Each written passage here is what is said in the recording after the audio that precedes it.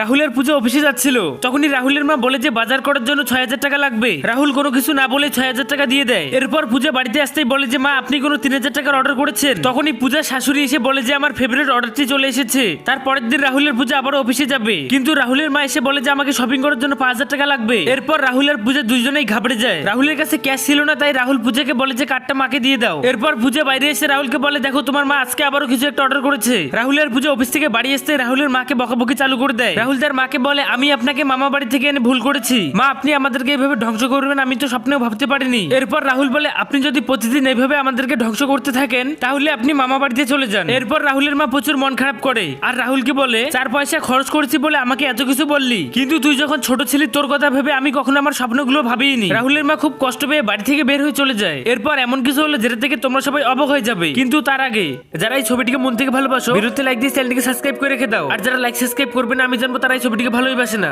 পূজা ঘরে এসে দেখে যে তার শাশুড়ি যেগুলো জামা কাপড় অর্ডার করেছে সবগুলোই পূজা আর রাহুলের জন্য।